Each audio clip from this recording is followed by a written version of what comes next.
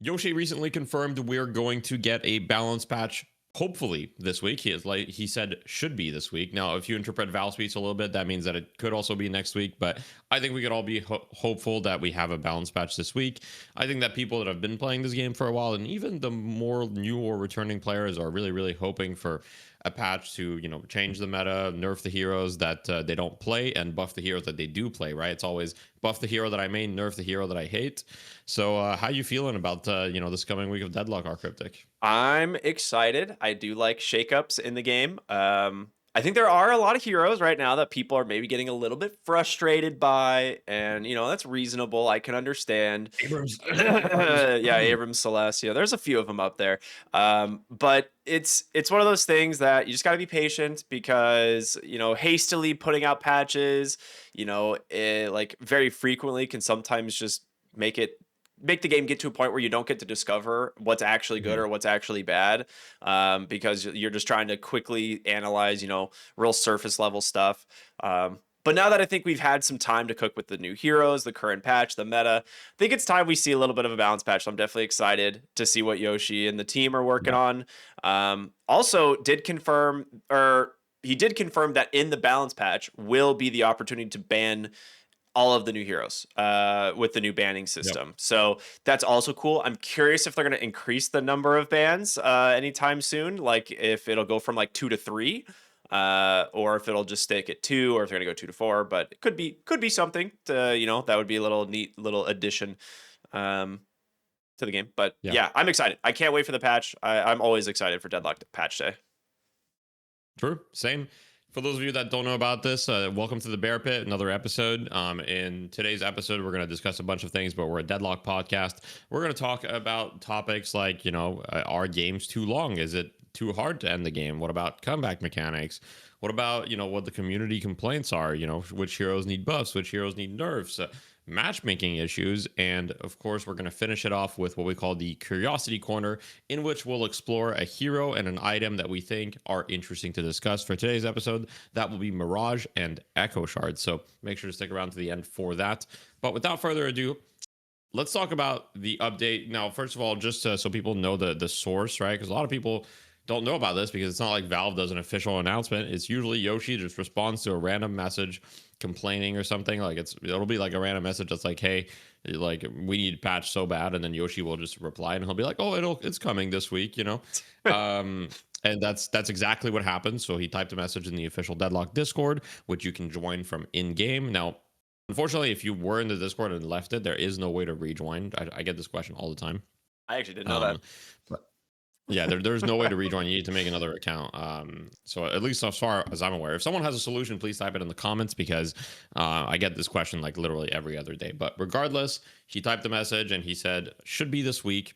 Now, like I said in the intro, you never know with Valve, so I wouldn't like believe that it's going to come this week, like for sure. But it's likely to be this week, and if it's not this week, then one could assume it would be early next week, with that type of wording. So anyway, don't want to discuss speculation too much, but it is a balance patch. Now, I do want to talk about something, and I think you'll have a little bit of a perspective on this. Now, we didn't put it in the episodes, so this kind of came up impromptu, but yesterday on stream, I was discussing the fact that, in my opinion, we've never had a quote unquote like a real balance patch. And now, I don't know if you were, I know you were watching stream yesterday. I don't think you were around for that segment, but you come from Dota. Now, for the people that don't know Dota, in Dota, there's two types of patches. There's letter patches and number patches. Okay, so a number patch is when the game goes from 7.36 to 7.37, for example. And usually a number patch has extremely meaningful meta changes. It can sometimes introduce new mechanics, sometimes new items, or extremely significant changes to existing items, and like really shakes the game up, right? Yeah. Like if there's a number patch, the game is like significantly different. And letter patches are like Abrams Infernal Resilience -1%. So it's like Yeah, it's the the fine tweaking. tuning. Yes, it's the tweaking, the fine tuning, the balancing patches. Now, in Deadlock, we've had two types of patches, okay? We've had content patches and we've had balance patches. And usually these things ship independently. So if you look at the history, right, we had 4 lane to 3 lane, right? That was Yeah. a content patch that affected the balance, but it was mostly a content patch. It didn't have any balance changes inherently with it. We had the item shop rework. I would say item shop rework was actually like quite a significant, balance patch, but it wasn't like, intended to. It was just like, okay, here's all the new items. Now that's probably one of the most significant balance patches we've gotten. It was incredibly unbalanced at first, of course, Yep. but it was more intended to be like, here's the new mechanics, let's test them, let's balance them. Then we got the last 6 heroes, then we got these 6 heroes, and of course adding new heroes to the game changes a lot about the balance, but we've never really had like a significant amount of like meta defining changes to heroes or game mechanics. Like for example, you look at the jungle, and the jungle has always been like, oh, just adjusted a little bit here and there. Yeah. The heroes have always just been adjusted a little bit here and there, right? There's never really been a super drastic Abrams change, for example. I don't know if that makes any sense. So I do get what you're saying. When it comes to letter patches, one of the things that's normally pretty iconic with letter patches is the potential for hero reworks. So You mean number patches? yeah, I'm sorry, number patches. Yes, when it comes to number Yeah. patches, the thing that you're typically going to see are your hero reworks. So like alongside like a major balance change to the entire roster of heroes would be reworking some of the heroes that maybe are a little awkward or just have lost their identity of what Valve envisioned for the hero. That happens a lot in Dota. Like there's Yep. specifically like a couple of heroes that have been reworked half a dozen times over the last decade, and they're still trying to rework them. So to come to Mhm. Deadlock and be like, this one hero just doesn't, it's gonna be reworked constantly. Like there's gonna be heroes that are gonna get reworked for years until like they just find something that works and they like it the way that it works. And um that's just the way Valve balances. Like they're not going to create a hero and be like, we don't like the way this one works, so we're just gonna forget about it. And like I'm just gonna say other MOBAs do this. They've legitimately deleted heroes that they didn't like or like didn't perform well, or Yeah. have like just left them unchanged for years on end and unpicked and unbanned. Like so, it's one of those things that Valve does look at the numbers. Like they're gonna look at the Yeah. cast and be like, this hero's really not performing well. We're gonna dive into why, and they will take their time figuring out like what it is that's gonna make that hero, more Mhm. engaging to play, better or worse, whatever it needs to be. So it's they're not someone that just like has like a knee jerk reaction and just like will make like a Yeah. balance patch to try and address what's going on. So if we actually get, I guess I would long-winded way of saying I guess you're right. Like we haven't really had like these major balance changes, the number patches that affect the entire roster. I think we've maybe had like close to that a couple of times. Um, Mhm. but yeah, letter patches are more typically what we see, where it's like you'll see like 3 to 5 heroes get some slight adjustments. Yeah. You'll see like a couple of items get some slight adjustments, and those are a lot more familiar to me, where it's like the meta's defined and they just need to tweak the good and the bad and bring things more in line to being even. And now, obviously, you're never going to like Yeah. achieve a perfect balance, but um, you don't need to. Like you never want to actually achieve a perfect balance. I think that's really not Mhm. like that's not good. No, I mean it's So just, yeah. I mean, it's, first of all, it's not possible, and second yeah, of all, like, you just got to shift things up, right? But think about, like, for example, how long Abrams has been meta for, right? Like yeah. it's just been, it's been an insane amount How of long's the time. game And been out? Like two at the years? game, so it's gonna be almost 2 years. Yeah. So the game was first playable in April of 2024, which is coming up next month. So Abrams has almost two been meta years, for which is two crazy to years. think That's about. wild. Basically, and there was like a small period where he wasn't that great, but it was such a small period in the game. My boy. But what I want to say is, like you said, okay, they're, rework heroes, but look at a hero like Shiv, right? And we'll talk about Shiv a little bit, but Shiv is like extremely controversial, to say the least. Like he's a hot Yeah. topic, like obviously the Shiv mains or the Shiv players are really frustrated because their hero keeps getting nerfed, and they feel like he's basically been forced into this kind of like one play style where instead of like reworking the hero and doing something more interesting with the hero, they've kind of just nerfed the numbers so that he still has his strengths, but everything else is like, I don't want to say useless, right? But like right now, if you don't abuse Shiv right click movement perfectly, if you try to play like knife Shiv, your hero is like terrible, Yeah. realistically. But if you play a more tanky Shiv focused on bloodletting and execute, and you're a master at using right click movement, then Shiv can be like an absolute demon. So he's very, very forced into, rather than nerfing the things that were like insanely powerful about him, they just kind of went ahead and nerfed like everything else around him so that he just runs out of options. And I think, Shiv right now is just like really, he's just really boring. Yeah, I And I kind yeah, of agree. He is one of those heroes that you can tell when someone's a Shiv player and not a Shiv player, because like you like just people that are unfamiliar with Shiv and using his movement abilities, you can literally just walk them down. You just put them on a leash and kill them, and it's like there's it's actually like sad. And then you'll come against very next game, you'll play against a good Shiv who's like diving you under your tower at 3 minutes and killing you, and you're just like, cool, cool, cool, cool, cool, cool. yeah, Like yeah. no counterplay. You just are like, I guess I'm dead. It's interesting, but heroes like that, and heroes like we're going to talk about Mirage later, and I think that there's a lot of heroes to be reworked, and I made a video on this like a couple weeks ago, which is like a lot of the new heroes approach the game in a specific way, and they have like their kits are very like cohesive and very clear about what they're supposed to do, right? And a lot of the old heroes just don't really feel that good because their kits might not be cohesive and they just don't feel good in what they're supposed to do. For example, I think Mirage is the perfect example. We'll approach a little bit later, but what is Mirage supposed to be? It's kind of unclear sometimes. Some And ability it's says like, one okay, thing, well, the other say the other. yeah, exactly. He's got scarabs, which steals health. Okay.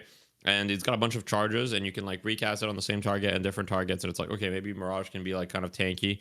And he's got Tornado, which like, okay, that, also plays into the tank. But then he's got Jin's Mark, which itself is more of like a backliner. And then he ends up being played as a backliner. But anyway, I don't want to get too caught up into Mirage because we can talk about it later. But, my hope for this patch is that, and I don't know if we'll see this.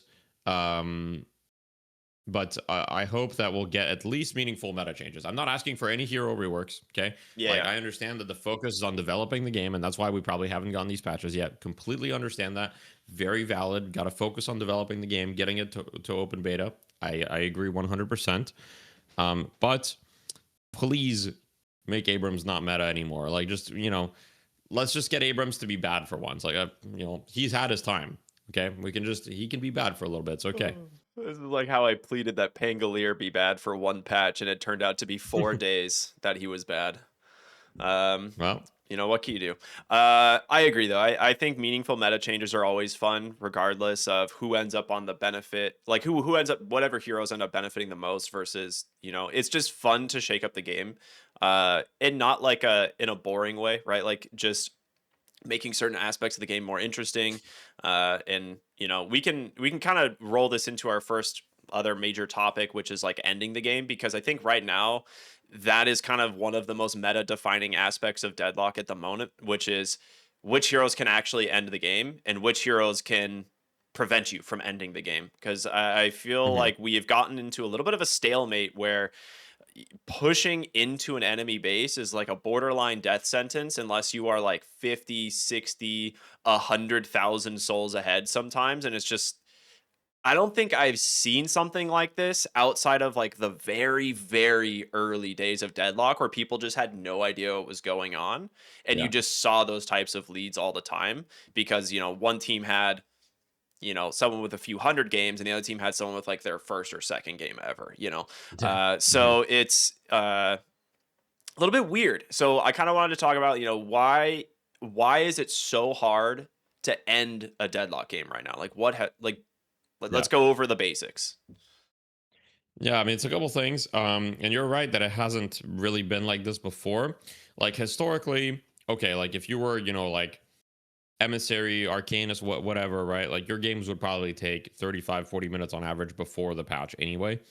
Um, but nowadays, like those ranks are probably having like 50-minute average games. Yeah. And the way that that it's like really hard is because you look at even the highest ranked games, right? Even when there's like top 10, top 50 players in the game, it's still taking 40 minutes. Like I had my longest game ever of Deadlock just the other day. I think I had like a 62-minute game or something like, Yeah. and that's just, in a turn of 6 lobbies, that's completely unheard of, right? Before the patch, 40-minute game in a turn of 6 lobby was considered like an extreme anomaly, right? Like before, it would be 30 minutes or less for pretty much every single game. So what changed? Well, the first thing is the bases themselves are harder to get into. So that's the initial hurdle, right? Like the Yeah. base guardians are definitely way scarier than they were before. Before you could easily parry them, which made them like a non-threat. And on top of that, I don't know if the damage numbers change. It just feels like they do more damage. It Maybe feels it's like they just do that way you more can't parry damage. them. They also attack from Um, way further away. Like their attack yeah, range yeah, is like twice as far. yeah. So that's the first thing, and like the initial high ground to get is also harder to obtain. Like you need good movement to get on the high ground. So like I don't think the average player is like really getting high ground control easily. They'll need to get into the base and then use the stairs or the Yeah. ropes. If you're a good player and you're good like with wall jumps and you have any movement item, you'll be able to get there pretty easily. But regardless, that's the first step. Then the shrines themselves are really hard to kill, and they've got an attack that like curses you, which makes it so you need to back up. So usually you can't like burst them down. You kind of have to like, okay, you go on the shrine and you have to stand on like a tiny platform together, which makes you a really easy target for the enemy team. And so the common defender strategy at the moment is to fight people on shrines. Yep. So like you wait for them to go on the shrines and then you fight them there because they're kind of like all bunched up in an area where they're easy to hit with any AoE spell. And on top of that, if you manage to stun them on the shrine might then curse them after if you manage to keep them there, right? So if you have things like Vortex Web or any like AoE stun, like Ivy, for example, can be really good at these things, or even a Paradox Swap or Holiday Lasso, whatever it is. Yep. Um, so the shrine themselves contribute, and then afterwards, what contributes is kind of the sightlines of the base. So if you're like super super far ahead, and also it depends on Archmother versus a Hidden King base, but anyway, we're not going to get into all the details. But the sightlines make it so like certain ultimates are like really really hard to deal with. For example, Bebop ultimate or Lash ultimate, or like they're you need a knockdown, but if they have like an unstoppable or something like that, or like they have a divine barrier on their team, it doesn't matter. But these ultimates are really hard to hide from, particularly inside the Archmother's Yeah. base. Archmother. Yeah. Hidden King at least has the trucks and like a little bit more geometry. Archmother basically has nothing at all. In my opinion, they should change that a little bit. You know how there's like tombstones in the Archmother base? Oh yeah, they're What if they like the just made sarcophaguses. those Yeah. higher? Yeah. Make them a little bit taller, and you can like crawl in them or something. Yeah, Yeah, yeah. that'd be Or if you just interesting. make them higher, kind of like the trucks, they give a little bit more cover. Because right now there is like essentially no cover in the Archmother base, and there's a huge discrepancy between Archmother and Hidden King base. And I'm all in favor of asymmetry in the map because Yeah. I think it makes gameplay interesting. But right now, I think one side is like way too favored when it comes to defending their base. But those are some of the main factors, and then there's other factors. But the respawn timers, right? So Yeah. if you die, you can die for like 90 seconds. And if you're dead for 90 seconds, depending on when you died, that might give the enemy team mid boss, right? And so it's very, very, very like even if you're up 40,000 souls and you have the option of like you have two picks and you're like, oh, we could push their base. If mid boss spawns in like a minute and you lose people, like you are going to lose the game. And so you're very incentivized to just be like, okay, well, there's no like because we'll talk about comeback mechanics a little bit, but you're very incentivized to just be like, okay, well, let's just wait and do mid boss. I had this exact conversation in game in my last game of Deadlock I played, where we were up 60k, and we were Yeah. a minute away from mid boss. We had one dead, and we're like, we gotta just wait for mid boss. Like we actually were just like, we have to Yep. wait for mid boss. If we die, like we give them mid boss for sure. And there's just Yep. no way around it. So yeah, we ended up having to wait for mid boss, and we won. We won the fight, but we lost two of our rejuves in the fight, and we're just like, do we still wait for our next mid boss? Like how long does this loop keep going? Like, we eventually Yeah. ended the game. But I also had my longest game of my entire Deadlock career, which was 64 minutes on this patch, and it felt excruciating. It's weird because there's nothing to farm. Everyone has 60k souls, and you're just like, I have 8 tier 4s. Like, I don't know what I'm supposed to do. Like, this whole Yep. game is just really weird. Um, so you just run around as a death ball trying to like find a pick off, and that's like all you can do. Uh, Yeah. There's it's also no other objectives, right? Like yeah, the right now the kind of like late game gameplay loop is like there's basically nothing. And so, it doesn't feel I like longer rather than shorter. So like before most of my games were around 25 minutes ish or like a little bit longer, but that's too before the short. update, most of my games like ended in like 25. I think that's a little short and it didn't really feel like a MOBA. Right now the game feels very much like a MOBA, Hell yeah. but like maybe a little bit too much. Like the kind of lead you need to end is pretty ridiculous. So I think they should just make the shrines easier to kill, perhaps rework a little bit of the base geometry. That could help, but that's not exactly like a quick fix. So if they just want to change the numbers for a patch, like just making the shrines easier to kill would be an easy change. And they could also, other criteria could be that, for example, they could play around with either how long the rejuve lasts. They could also play around with like, when you drop the patron, do you remember how it like reduces the respawn timers of everyone? Yeah. They could play around with that as well, I actually because that really was a like that change. mechanic. That was a change that was made when the game was really easy to Yeah. end, and they wanted to make it harder to end. But now it's really hard to end. So now they could play around with that as well. But who knows what exactly they'll do? One thing we could also see is the reward for actually killing a shrine be better. That's true. There was a time when like mid boss gave mega creeps, and that was just like Hmm. the first team that got mid boss won the game, and that's when we were seeing the 20 to 25 minute games. We're like, oh, team got mid boss 20 minutes, they have mega creeps, they push the base, they end. Like it was too much. Yeah. But now Hmm. shrines almost feel like a non-factor. Like I know you are technically getting the upgraded creeps, but I don't feel it almost doesn't feel strong enough because by the time you can finally get a shrine, you have like someone who's been side laning for 25, 30, 35 minutes. And so they just Sure. instantly nuke a creep wave. And so you don't actually feel the pressure Yeah. of the shrines. So I'm wondering if I mean, to put it in comparison, what if all of those creeps had like the essentially the little helpers buff in style? Like that's how strong they actually were. Like imagine these creeps are just Hmm. actually mega creeps, like borderline Yeah. small bosses that are pushing down your side lanes, and uh, it does at least reward you for being like we made a good play, we got a shrine, and now you don't have to like I feel like there is this thing right now where it's if you're going to push the enemy base, you have to get both shrines and the patron drop. Like that's kind of the mentality I Yeah. see in a lot of people are like, oh, if we're going to even push the base, we have to do this at least. Whereas I think it's Yeah. really important in MOBAs to realize that it is really a game of chess and be like, we made a really good play. We have the time to get a set of base guardians, make that rewarding. Okay, we made another good Hmm. play. We can get a shrine and make that rewarding in a way, and it's like you gotta really allow the game to feel like you're making progress towards sieging this enemy base instead of being like we're in a position where we can finally take all of it at once. And I think that is a really big difference between League and Dota specifically. That's for anyone who's coming between the different games. In League, that's very much the case where it's like teams will go high ground and the game just ends sometimes, like immediately. Um, Hmm. Whereas in Dota, it's a process over time. It takes the whole game to Yeah. siege the enemy base a lot of the time. So I think I don't know how they would do these types of changes, but I would like there to be a larger reward to taking base guardians and then to taking a shrine. Like maybe the base guardians give you the super creeps, and then if you get the shrine, you get the corresponding mega creep version, right? Like there's got to be Hmm. some way to reward actually gaining a lead and pushing the enemy base. Yeah, I agree with you. I do think that the shrine upgrade is not great. I think that the lane guardian upgrade is honestly probably fine.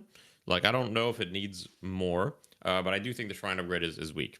Lane guardians give you the fast zip for the entire game. I do think Yeah, that it has like that's extremely underrated by most people. that's true. But yeah, it's just not something that you feel right away. But like the fact that you can move like so quickly without using your zip boost is very very valuable. But that is definitely all of what you said is mostly true. Like they have to reward kind of like step by step sieging the enemy base, so you don't feel like just have to permanently wait for mid boss. And one question that I get asked all the time, because I'll be in these games, right? And sometimes my team is down 60 or 70,000 souls or even more.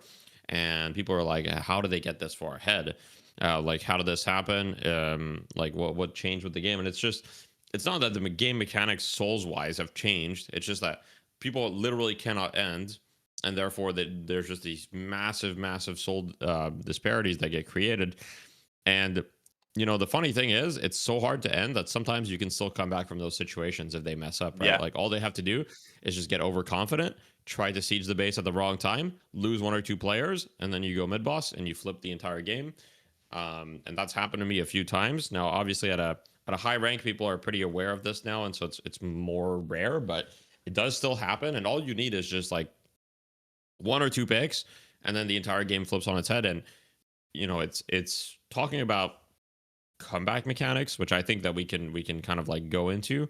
Are comeback mechanics the issue? I'll say my piece, or like, are they contributing? So my piece about comeback mechanics is I don't actually think comeback mechanics are like crazy strong right now. They've been nerfed in the past. So now I believe the maximum extra souls you get is 18%. Obviously, there's the comebacker and there's all sorts of other comeback mechanics. And there's also the fact that when you kill someone and their net worth is significantly higher compared to the average of your team, they are dead for significantly longer, which is another comeback mechanic in a way. I actually quite like all of these things, and I think that they're mostly balanced right now. And the reason why I think that is because how often do you actually see the comebacks happen in the mid game, right? I think people attribute comeback mechanics being problematic to the comebacks happening later in the game, but you almost always see the comebacks when a team just gets overconfident, tries to force ending the game, or tries to push the base too early. And I think it's actually not the comeback mechanics that are the problem. It's just the base being too hard to push, but that's my take on it. Yeah, I think you're right. I mean, in the late game, it definitely feels like it's more coin flippy, where, like you said, if you happen to be the team that's ahead and you make one kind of major mistake, like I've been in a game we were 60k ahead when we got 3 people dynamo ultied, and then they win mid boss and we were down 10k after the fight, and I'm just like, Yep. okay, interesting. Like Dynamo now has like Yep. refresher unstoppable, and we like it's 40 minutes into the game. Like I don't know what we do anymore, type of thing, right? We bought 5 unstoppables, still Yep. couldn't win, right? Like it's Mhm. there's just times like that where it happens, and I feel that's like an interesting. Maybe you can look into the formulas and see how they scale, and maybe like the late game scaling on comeback mechanics could be a little bit tuned. But I think They that don't scale as far as I'm aware. okay, If you want to know, so okay, there's like multiple components. Like okay, some of this I'm not 100% sure. Some of this I am 100% sure. So we can talk about it. So the first thing is the timers, and I'll just give the info because I think it's interesting. So the timers have a maximum added time, which I believe is around 20 seconds.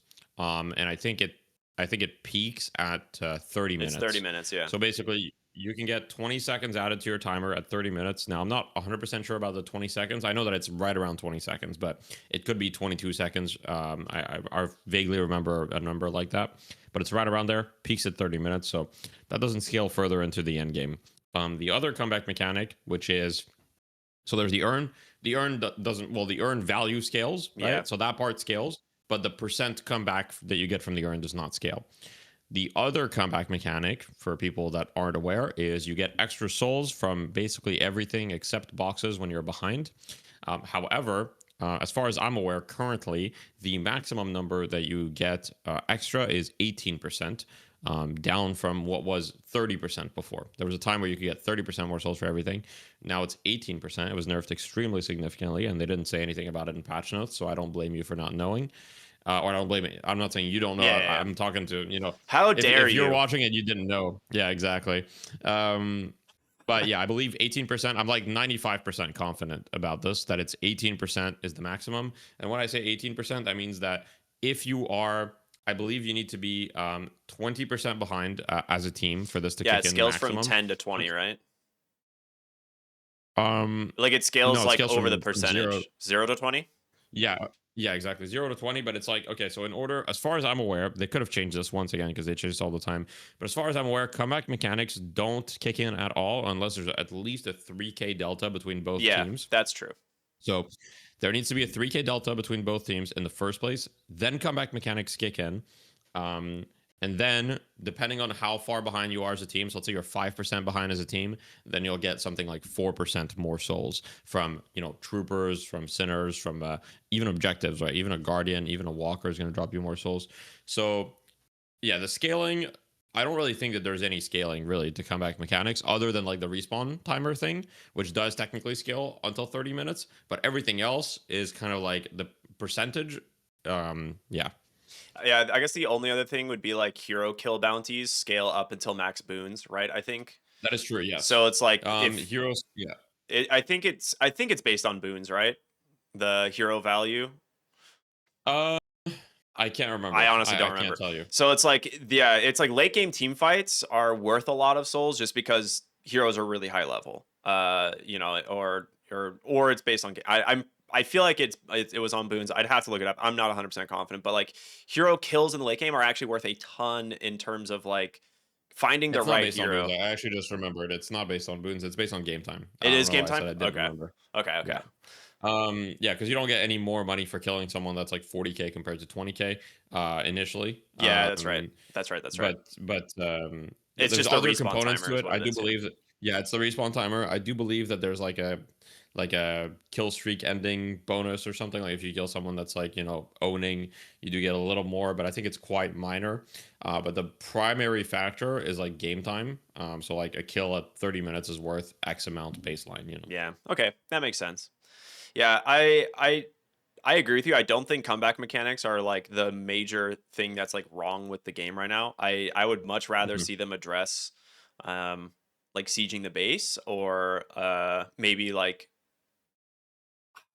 it's hard to discuss like what even is it that's like it's a combination of a lot of things that have attributed to Yeah. games going longer. And so I think it only really takes like maybe adjusting one or two of them to like really significantly reduce the game time. So Yeah. I don't want to come into this patch to come out and then suddenly we're back to 20-minute games, right? We want the games to go shorter on average like 5 minutes. We don't want the games to go shorter on average like 20 minutes. Yeah. Exactly. That's the thing about MOBAs is that for things like this, very often you don't actually need a major change for this to be fixed. However, doesn't mean I don't want major meta changes. Yeah. And like at the end of the day, what happens when they release balance patches is that they release a balance patch, they had their initial idea, and then it doesn't go according to plan very often, or like it doesn't go exactly how they Yeah. hoped it would, right? They have this idea, they're like, oh, we do this, it's gonna fix this problem. They ship it, and then they realize, oh, okay, it's not exactly happening how we thought, and then they're gonna do a bunch of small tweaks after. So depending on the size of the balance patch, but based on Yoshi's wording, I would assume that it's like an actual balance patch, not just like a quick little fix to a couple of heroes. So, I think it's going to be very likely that we see a bunch of smaller balance patches happening fairly quickly after.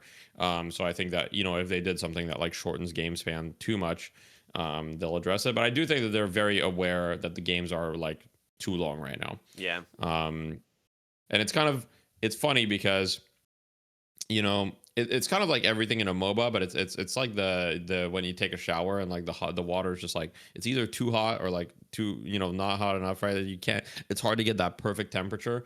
In a MOBA balance, it's basically exactly that, except with a bunch of mechanics. Like, have you ever heard? Like people never say like, oh, game length is perfect right now. People will never say the laning stage matters just enough right now. People will always say, oh, lane is irrelevant, or like lane matters way too much, right? Like there's very rarely like people very rarely feel like you're at the perfect sweet spot, and that's kind of what the developers have to deal with. But I guess we'll see what they do. Yeah, we will. We hit the perfect game length in Dota recently. It was great. We had like a solid 8 months. It felt really solid. It felt really good. But we can move on to our next section as we've talked Yeah. a little bit about ending the game, but besides that, we have a Reddit complaint section that has been a Reddit complaint, but we're going to talk about some other areas, which we kind of touched on a little bit already, which was, everyone's kind of wanting the balance patch, and who are like the biggest, most egregious kind of heroes, I think right now that we're kind of maybe expecting to see in the balance patch. and like maybe who might need a buff, because I think you said earlier like we talked about heroes that might need nerfs, but there's a lot of heroes that I think are kind of getting kind of pushed aside as we wait, for this patch to come in. So besides the Mhm, obvious like Abrams and Shiv that we mentioned, who could mhm. definitely use some nerfs and tweaking, there's also heroes like Celeste, who did get a little bit of a nerf, but does definitely feel a little bit too strong still. Yeah. Yeah, she got a bit of a slap on the wrist. And, I think that, in my opinion, the new heroes, okay, so pretty much all of the new heroes are strong. Now, I think that there's new heroes that are I mean, okay, first of all, it's not surprising new heroes are strong. For those of you that are Yeah. kind of new to kind of like MOBAs or game balance or anything like that in a multiplayer game, new heroes tend to release strong. I think that this is widely accepted. And the reason for that is quite simple. You're a developer, you worked hard for whoever knows how many months on these heroes. You want to see people play them, you want to see people enjoy them. What are you going to do? Are you going to release them stronger or weaker, right? Like you're almost like you don't want them to be completely broken, but on average, you're going to release them stronger because if they're not strong on release, people aren't going to play them. And Yep. if people don't play them, that kind of defeats the purpose. So, you know, not surprising that most of the new heroes are strong on release. Um, Now, there's a hierarchy to this. I think out of the new heroes, currently, I would say that Silver and Celeste Yep. definitely need significant nerfs. Venator probably needs a nerf as well. And I actually think Apollo might need like a little bit of like rebalance in his strength, right? Where like he feels like he's like super Thanos under certain conditions if he gets a good start. But also, once you get a certain time in the game, he feels like I don't want to say useless, but like kind of, like I've played Yeah. Apollo and like it's either I'm going 10 and 0 and just killing everyone, or the game gets like 30 minutes. They all have counterspell, spellbreaker, spirit resilience. And my team has no gun heroes because we got unlucky with the draft. And we just lose the game. So power rebalance there. And I think Graves and Rem, honestly, I don't think they need changes. I don't know what you think, but I think Graves and Rem are actually fine right now. I think Graves and Rem are yeah, in a pretty decent spot. I think Graves could use some like rebalancing around like some of her abilities maybe feeling too weak compared to some of her others, but I don't think she's actually like unplayable. I don't think she's also like particularly strong. I think she's like like high B or low A tier hero, right? Which is like perfectly fine to have in the game. Yeah. And Rem, I would say maybe a little bit higher on my list, but that's just because there's a lack of like really strong supports typically. Like there's only a couple. Um, and that's where it's Mhm. like some of the heroes that might need buffs are going to be some of the, potentially some of the support heroes that I want to mention. But um, yeah, I think Apollo, I agree with you. There are games where I'm getting absolutely just slaughtered by an Apollo. He just dives your Yep. guardian the second he gets his second ability, and you just die because you made the mistake of accidentally approaching him, and then he just DOs you. But Yep. there's it's one of those it's one of those really difficult heroes to kind of like understand how strong he is until you play against him enough, or if you play him, I guess. Yeah. But you pretty much have to build Spellbreaker and Spirit Resilience against this guy like every game, because if you don't, like he will just kill you from 50% health, like in the late game or in the mid game or in the early game. Like, it's Yeah. So it's really weird. one small thing to add there, and a lot of people don't know this, is like, okay, so counterspell is really good against him, and the reason for that is because you can counterspell his ult at the beginning or at the end. Yeah. And so like you have two opportunities to counterspell, so it's basically impossible to miss the counterspell, right? And it just like fully cancels the ult's damage. So if you're having issues getting executed by an Apollo, that's a solution. And also, it's not really an execute because if you have a spirit resilience, a lot of the time you You just just don't ignore it. die to it. Yeah, Yeah, I I've mean, like, noticed I've had Spirit Resilience a couple games, and I was like, I'm at 30% health. This is surely going to kill me, and I lost like almost nothing, and I'm like, huh, yeah, you guess just I'm lose okay. 10% health, and you're like, oh, okay, yeah, See you yeah, later. it's chill.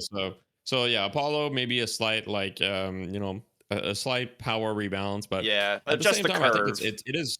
Yeah, so I think it is okay for certain heroes to be like really strong at certain stages of the game and really weak at other stages. Totally agree. And I think Apollo, I think Apollo can maintain that identity of like, okay, he's a snowball hero that can be really active, but if you get late game, he needs to itemize differently, otherwise he does fall off. Like, I think people, if you don't want to fall off on Apollo, you need to somehow build some gun items. I don't think it's been fully figured out yet, but I think just getting something like a crippling headshot or something like that could help a lot. But Viable you for know, sure. Crippling is a good item. yeah, could work. It's just like the velocity doesn't feel too good to Yeah. apply headshots consistently, so that's kind of one of the small problems. Maybe you just go for a spiritual overflow. I don't really have the answer, but as far as other heroes, I mean, I don't really think we have the time to get into like a super comprehensive list, but Yeah, yeah. I think to me, Abrams has been just like way too strong for way too long, and I think that they're just afraid of like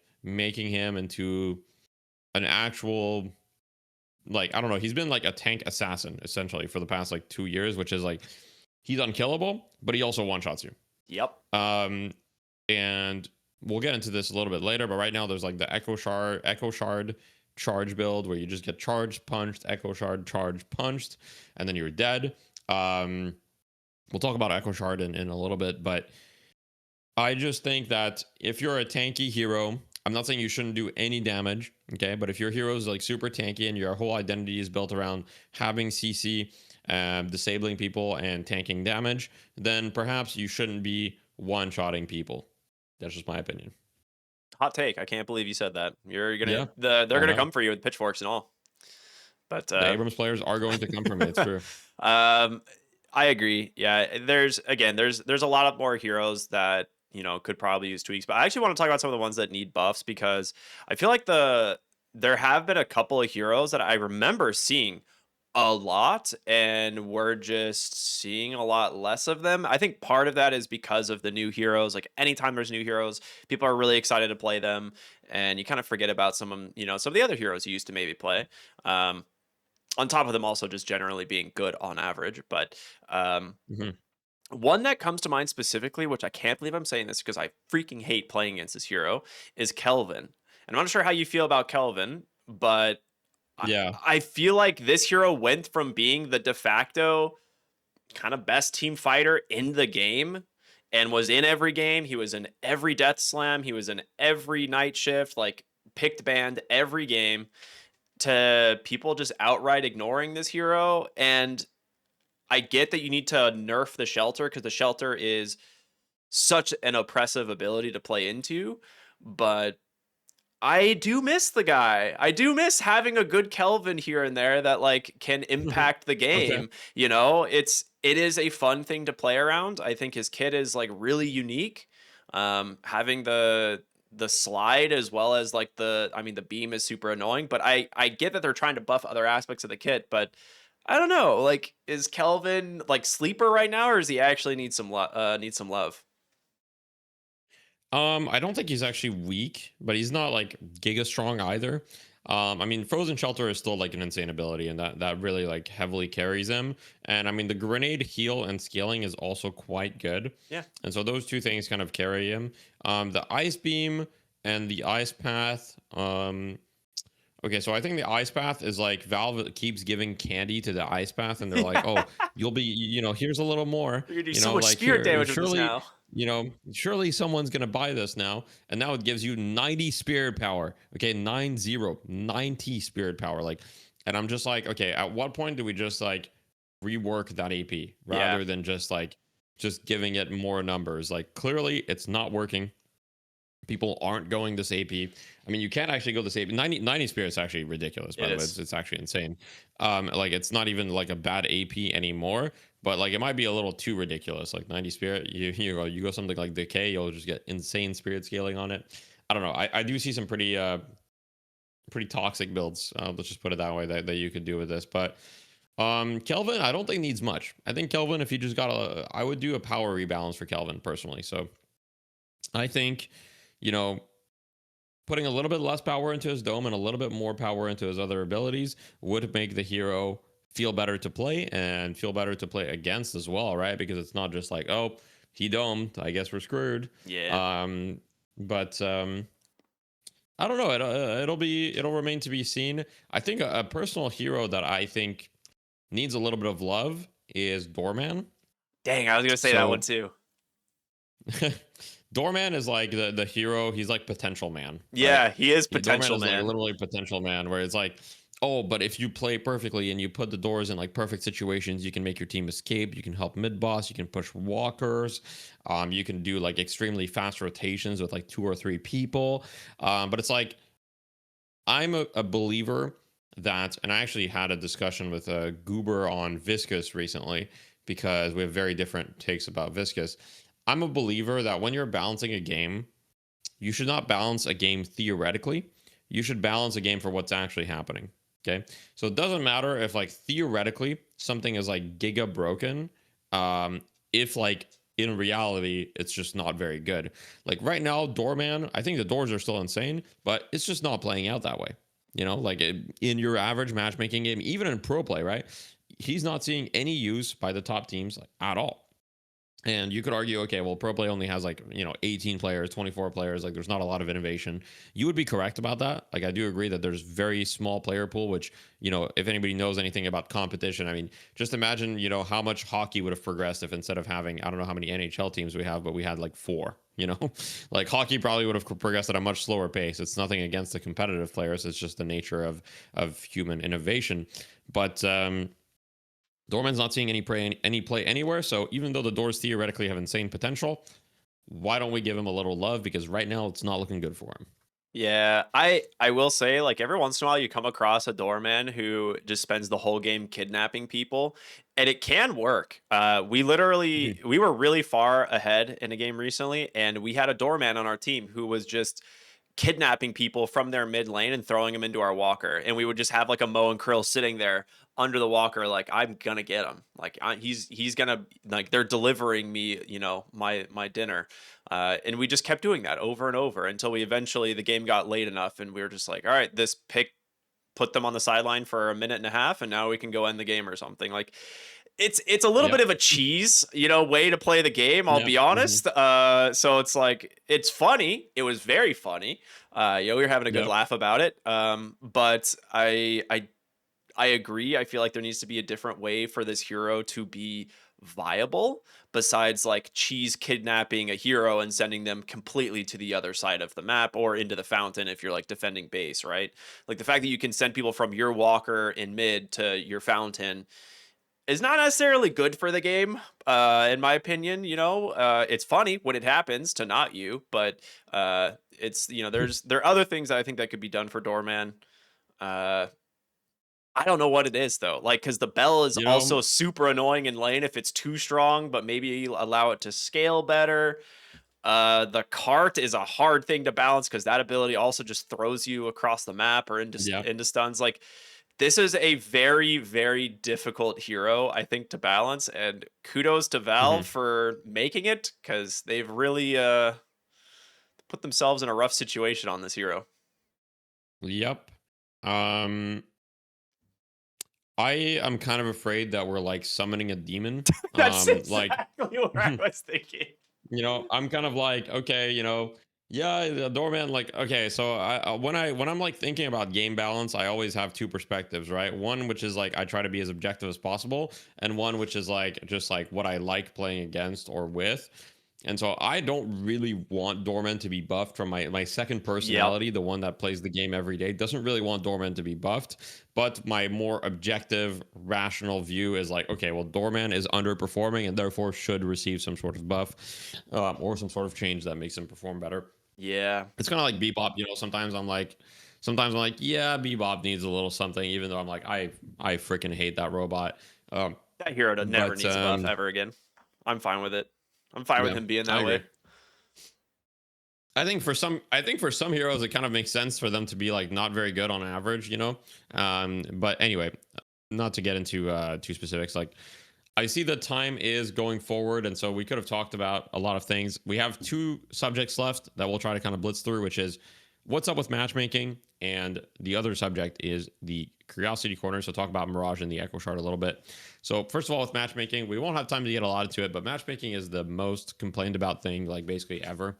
Yeah. And it always has been for Deadlock. This is not new. I just want to make that clear. It's just a Like MOBA thing. ever since day one, maybe it's just a MOBA thing, but I think Deadlock has had it particularly bad, and there's a lot of factors why it has had it particularly bad. True. But like I think so. Anytime you've got an influx of a lot of new players, it doesn't matter how perfect your matchmaking system is. It's not going to be great for a little bit, right? I think that everybody can understand that because you know, it's like a customer walks into your store, right? And you're the customer service guy and you want to help him out, but you've never seen this guy and you have no idea what he wants. Well, it's going to be pretty hard for you to do a good job. So you have to spend some time talking to him and getting to know him. Matchmaking is just the same, right? You don't, someone starts playing your game, you have no information on them, they have 0 games. So where do you put them, right? How many games does it take to get enough information? What information do you take into account, right? Do you look at like their inputs, for example, like how much like they're like how many inputs they're doing, like are they for example, one thing that could be interesting with Deadlock is that when you compare Deadlock with another MOBA, Deadlock has a much more advanced systems to move around and control your hero. So one thing that could be interesting is Smurf detection based on these things. So what if Valve knows someone is like, I like instant air dashing on their first game. Dude, they could just do a count on wall bounce, dude. You could be like, all right, how many times did this account wall bounce? How many times did this account instant air dash? How many times did they, mantle slide? Like, just the types of movement that are not obvious or known by like new players. Just be like, put him in like Phantom first game. Just be like, all right, you're in Phantom. Like, we'll balance you later or something, right? And then if they win the next game, then put him in a center. Like, I don't know. I agree. I think they've gotten better at detecting Smurfs specifically because I did play against a 4 stack of Eternus 6 Smurfs the other day, which was super cool. Shout out to those guys. Nice. They were boosting an Ascendant 5 player, trying to get him into Eternus. So that was super cool. Thank you guys for that one. The fuck? Yeah, it was 4 of them like boosting their friend with like 3,000 games on Ascendant 5, and they were 3 Eternus 6 players on like brand new Smurfs. Nice. So yeah, it's they detected those accounts and put them in Eternus 6 by 20 games, but those first 20 games were super egregious. But for brand new accounts, it's a little bit more difficult, I think, to identify like should they be in Initiate, should they be in Seeker, do we put them in Alchemist or Arcanist? I can't even remember all the ranks, but like it's hard to fine tune the low end, and I think that's where people are getting frustrated. Is like someone who has maybe like 500 games is like Blueberry rank and is they at least understand some of the basics of the game, and then they get like a brand new player who's like on their 3rd or 4th game, and they're like, what the heck? Yeah. The hard part though is that genuinely, depending on where the players come from, someone that has 5 or this might hurt some people watching, but someone that has 5 or 10 games of Deadlock can genuinely be better than someone that has 500 games right off the get-go if they just have the significant gaming experience. Like if you compare someone that has 500 games of Deadlock but they've never played a shooter before and they've never played a MOBA before, they might be worse than someone that has 5 or 10 games of Deadlock but has like a ton of shooter experience and has like some MOBA experience, because Deadlock is a very mechanically rewarding game. Like if you go play in lower ranks, and like mechanics alone can pretty much carry you to at least Ascendant. Like if you're just really good at shooting and using your abilities and positioning your hero and all that stuff and moving around, you can pretty much just get to Ascendant with extremely basic macro knowledge, right? You don't need to be a macro savant. True. Yeah, it's very true. So, I do think that this game is definitely more mechanically rewarding than say other MOBAs like Dota and League and stuff.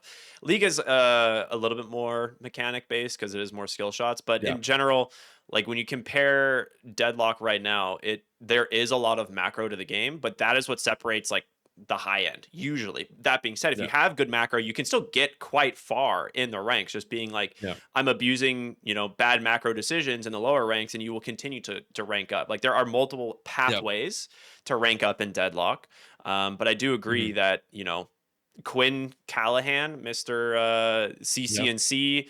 For anyone who's knows Dota, like the guy is Eternus already, within like 300 Yeah. games of Deadlock.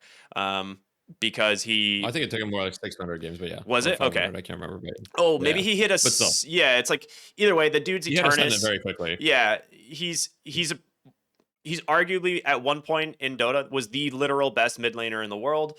And then he came over to Deadlock because he just wanted to try it. And he was like, I'll see if I can hit Eternus. His goal, I think, was Eternus by 500 games. I think he did it. Um, I think it was very close. I don't yeah. know. I don't remember exactly if he did it, but yeah, he definitely got really close, and he definitely got a turnus pretty quickly. And his mechanics were decent, but they weren't amazing, Yeah. right? Like they weren't like. So he kind of did it a little bit more through like the decision making, and like his mechanics were fine though. They weren't like bad at all. Like he had decent mechanics for sure. But like if someone like like an Overwatch pro player comes to Deadlock, right? And especially like if they had a little bit of guidance, like they would be basically guaranteed ascendant like very quickly. Yeah. Just Absolutely. off of mechanics. Like there's So anyway, when it comes to matchmaking, the only thing that I'll say is I just want to add one thing when it comes to ranks. A lot of people have been talking about rank inflation, rank stimmies. If you want to consider it rank inflation, or that's how you want to call it, I do see your point. I just want to add one thing, which is ranks are percentile based. Okay, so there's two things to your rank. Probably, we don't know this for sure. All of this is speculation, except the percentile part. We do know that Valve has made the ranks percentile. They said so, but it's very likely Valve is using like a Glico 2 based elo system behind the scenes, similar to Dota, which is essentially is just you have an MMR number, right? You have a number that they're probably using behind the scenes to determine your skill as a player. For example, let's say I don't know, like a turn of 6 might start at like 2500 MMR. That's where it starts, and a turn of 6 can go like infinitely in theory, but based on your number, you have your number, and that's how they know how good you are relative to other players. So that's how they can compare me and rkryptic, for example, is like through our numbers in the back end. They could say, okay, well, Deathy is like, here and rkryptic is here. So like you can compare the numbers and determine like how big the gap is and try to match make that way. And when they match make, probably their algorithm's just trying to make it so both teams have the same average MMR score, right? Yep. So, let's say both teams' average MMR score is 2,500.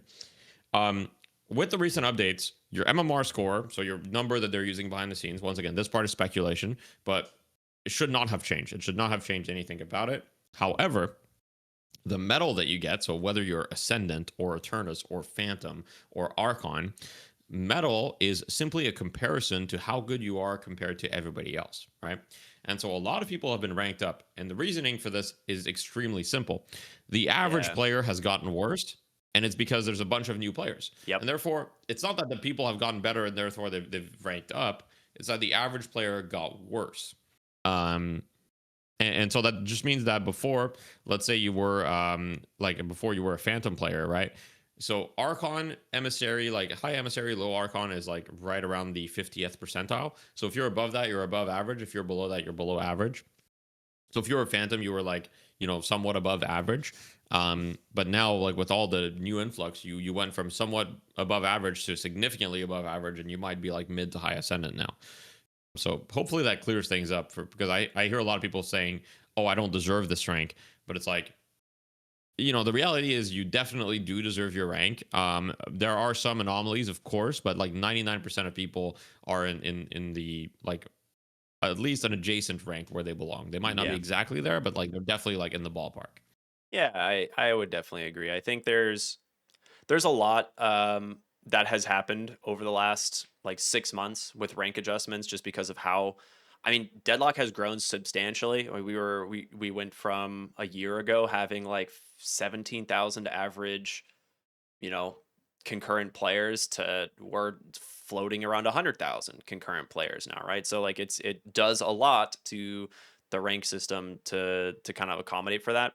It sounds like Yeah. Valve is doing better at handling new rank or new account adjustments a little bit better. They specifically announced that they're making like targeted adjustments to new account calibration. I haven't seen a lot of data on like how that's affecting people, and I see less complaints about it, I guess. So from the Reddit We'll never know is complaints, the thing, right? yeah, it's like we don't really know, but I'm assuming like they have the numbers, they're seeing it. So hopefully, Yeah. hopefully it's working. Valve knows, and we don't know. But Yeah. anyway, the time is ticking, so let's get into our last topic, which is Mirage and Echo Shard. So we're gonna try to be fast, just because I have something in a few minutes. So I don't want to cut the conversation too Do short. you want to But just talk Echo Shard Mirage, over Mirage right now? we can talk both. We can talk Okay. both. It's okay. Um, so Mirage, what I want to say about Mirage is, I think he's one of the most boring heroes in the game, Yeah. to play. Like, I actually played Mirage on release, and I don't know, I just stopped playing him because he's incredibly boring to me. I think Venator is an example of like a gun hero done right, where like you feel like you're using your abilities and your abilities are like accomplishing something. Mirage's abilities literally all feel fake except for Tornado. So Yeah. your ult doesn't help you fight at all. Your scarabs feel just like whatever in fights. Like, they help you a little bit, but they don't really feel great to use. And Jin's Mark is basically a passive ability, which means that you only have one ability that feels impactful, or very impactful, which is your Tornado. And I'm talking about feeling. I'm not talking about strength. Like, scarabs Correct. are strong, Yeah. but they don't feel like good. You know. Yeah. Um. So to me, that's kind of like one of the things. Just Mirage, incredibly boring. Yes, he becomes strong later in the game when you get Ricochet and you get all these items. So it's not that he's not strong. He's actually quite strong. Agreed. But he just feels like a really, really boring to play. And I think that they need to revisit, at least, maybe revisit Scarabs, maybe revisit Jin's Mark. I like the idea of his ultimate, that it's global. I'm fine with that. I think Tornado is an interesting ability as well. It's more Jin's Mark and Scarabs that I think need to be revisited to be made more interesting or interactive in some way. Because right now I just feel like he's just so boring. Yeah, I think that is my biggest problem with him as well. As someone who like had to learn the hero because like I play a lot of like M1 and carry heroes. I was like, all right, I'm gonna learn Mirage, and I was like, these are the worst 20 games in terms of like I'm just not interested in playing this hero anymore. And that's a weird feeling. I haven't felt that way about another hero in Deadlock really. Like at least learning new heroes has been interesting, but Mirage was just not Yeah. fun. Like, and that is not No. that's like a rough situation to be in as a hero. So I know he's good right now. He's actually like one of the better carries, which is sad. But Yeah. I do think I agree with you. There needs to be some. This is one of those heroes, and we were talking about reworks earlier. This is, in my opinion, one of like the top 3 heroes that needs a full rework, like a major rework in terms of his kit. And I would Yeah. be very very excited for when they come up with some ideas for him, because this, to me, it seems like this was very a Gen 0 hero of like they just kind of slap some Yeah. abilities together, put them in the game, and they're going to see what does well and what doesn't. And kind of I think now that we're at the point where we need to start revisiting some of the older heroes, Mirage needs to be hopefully one of the first that gets like a major rework. Yeah. I'm on board with that. I agree. Which gets us to the item Echo Shard, which, funnily enough, when Mirage was first released, Tornado was so OP Echo Shard that Tornado yeah, I would just go Echo Shard Tornado, and was it so was good. like ridiculous because you could like stun someone for like literally 4 seconds, and back then the time to kill was like instant. Like, everybody Yeah. had no health, and everybody had no health, and everybody had a ton of damage, and so you would just like tornado someone, they would just instantly die. But Echo Shard is an item that's been talked about for a long time because it seems to be an item that's either like problematic or like nobody buys it. And it kind of like always alternates between these two states. So there's a long time where it just like gave a little bit too much with the old item shop. And then, like, there was just a bunch of heroes going it. Like, you had McGinnis going wall Echo Shard, which is really annoying, for example. But now we're seeing Echo Shard again. Famously, for example, Echo Shard Abrams, I think, is like the most problematic one right now. And essentially, every ability kind of has to be thought about in the sense that, hey, you can Echo Shard this ability, you can do it Yeah. twice. So, how broken would it be if you could cast this ability twice for 6,400? I think it's a very interesting item. I don't want them to remove it from the game, and I don't think it's necessarily on balance right now. It's more so you just have to be careful about these abilities because, if you have an ability that just does like a ton, then it makes it really hard to balance around Echo Shard, right? And one thing is they can always play with the cooldown, so they can always be like, okay, you get a lot of power, but we make it a longer cooldown. But if you make it a super long cooldown, then that also makes it like not viable for a lot of heroes, right? Correct. Because you might want to go Echo Shard for like for Graves or McGinnis for the turrets or the skulls or things like that. But if it's a 40-second cooldown, all of a sudden that's not really that interesting. So it's an extremely difficult item to balance. And I think it's always going to be complained about a little bit, but I would never want them to like remove the item or significantly change the essence of it, because I think that having the ability to cast two of one ability like very quickly in quick succession is quite unique and cool. It definitely feels like an iconic part of the game already, in my opinion. Like, even if we look back to its original form, which really it was McGinnis turrets, was like the first hero that like really started to take advantage of Echo Shard, and you would kind of like feel the power of this. But I think now we're into a scenario where it's being bought more on these like one shot cheese builds where you have, the Abrams when you talk about, but I mean, realistically, we also have the Venator build right now, which is like the Echo Shard melee build, which is like, It's basically the same it's the thing. same build, just a different hero, Yeah. and like, you're like, We have Abrams okay, at home. yeah, it is just Abrams at home. You're like, all right, guess I'll die. So I think there are right now a couple specific heroes that maybe are taking advantage of Echo Shard that shouldn't be. And I'm not sure if that means Echo Shard is too good or if it's just those heroes are too good. And I'm leaning more towards like just nerf those specific interactions, not like, oh, Yeah. if this, like, not like a conditional of like, if you have Echo Shard this is worse, but like Yeah. just make the bonuses of those types of stuns and disables not as strong. Because I do agree. I think Echo Yeah. Shard is great. Refresh Bomb, as annoying as it is such a really fun. It's like a really cool part of the game for Bebop players. Um, Yeah. I do agree. Like Echo Shard on Graves, also really interesting. There's a lot of potential that Echo Shard has on a lot of heroes, and it's just if it gets nerfed too much, we'll just never see this item Yeah. ever again, right? Like it is a 6,400 buy, Exactly. and it's like there is a very fine line between buying a refresher and just buying an Echo Shard. Of like, I want more of a low cooldown, second ability use for this specific ability, as opposed to I'm just gonna have a whole second set of spells again, right? And because if Yeah. Echo Shard becomes too bad, everyone just buys refresher, and then we no longer have Echo Shard. That's true. Or people buy neither, Yeah, right, or neither. And yeah. I mean, Refresher right now, for example, I think it's fine for both Echo Shard and Refresher to be like fairly niche items, right? Agreed. Which they already are. Echo Shard's being a little bit more popular recently, but Refresher is quite niche. It has situations where it's really strong. Which reminds me of, actually, for those of you that don't know, little nugget to reward you guys that have stayed Ooh. until the end of the episode.